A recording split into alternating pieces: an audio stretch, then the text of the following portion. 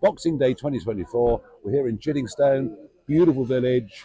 This is a merger. The old Surrey and Burstow and the West Kent hunts have merged because so many motorways have been built in Kent, that part of Kent there isn't room.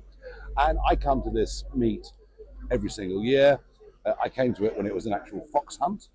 But even with fox hunting becoming illegal and trail hunting coming in, as you can see, thousands of people come. It's a wonderful rural tradition. And you get the feeling that the hunt is very much a part of the rural community. So I love it. And the thought that the Labour government now might even ban trail hunting. I mean, you might as well ban people riding horses. It's quite extraordinary. So I think this year, there'll be a lot of very concerned people here. A lot of small farmers here very worried about what the tax changes may mean. Anybody involved with trail hunting, gosh, are they going to ban it? People I've met here involved with local shoots, the Times newspaper leading campaigns against driven pheasant shooting. And it just feels at every level that the rural community is becoming increasingly excluded in every way. 14 years of Conservative governments, and they certainly didn't legalise regular fox hunting. Oh, well, what the Conservatives did in 2005 and 2010 was said, support us, vote for us, deliver leaflets for us, and we'll be your saviours on hunting.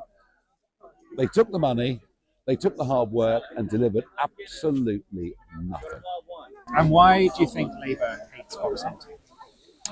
I think it's a lack of understanding as much as anything else. And I think we're living in an increasingly urbanised society.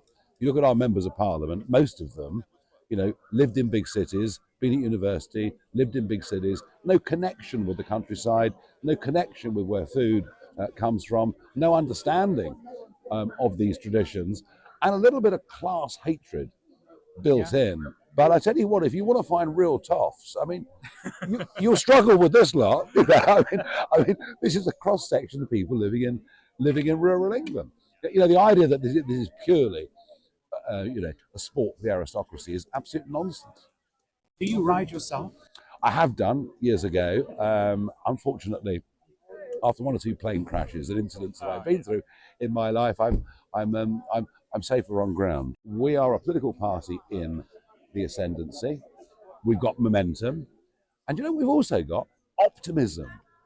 And you look around, you look at a bitterly divided Conservative Party, you look at a Labour Party whose demeanour is as if they're going to a family funeral every day, and they're doing their absolute best to talk us into recession, and Reform are bullish. We say, you know what? We can turn this around. We can make this country better again. So I think 2025, you're going to see the political changes that began in 2024 go to an even higher level if, of course, they don't cancel all the elections.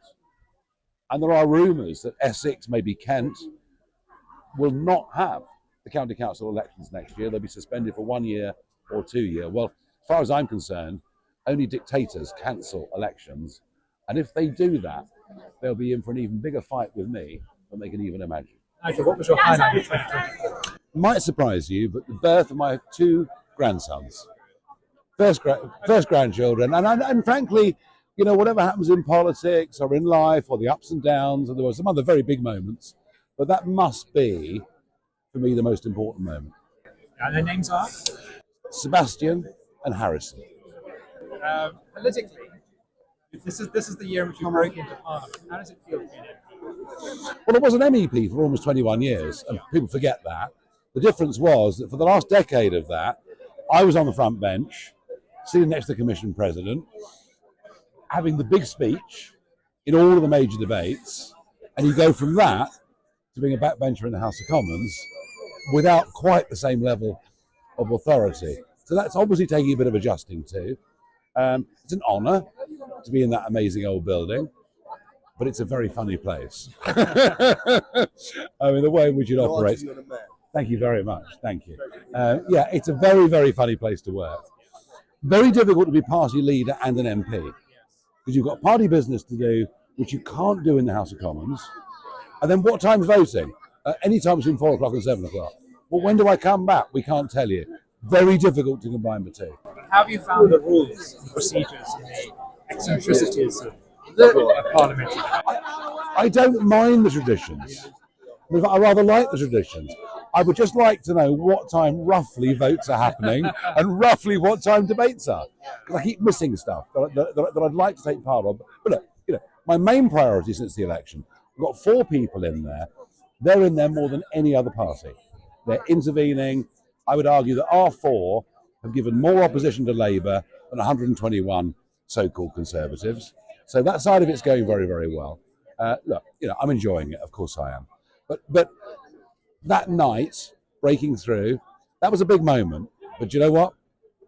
November the 5th, in the ballroom at Mar-a-Lago.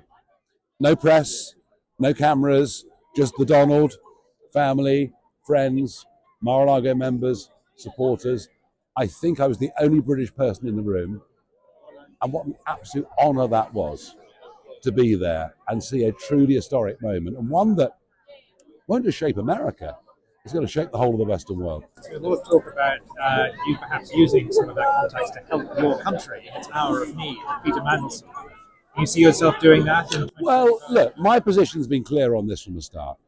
I don't support Starmer or Lammy or Mandelson or any of them, but our relationship with America is vital economically, absolutely crucial in terms of defence. Without America, we are defenceless.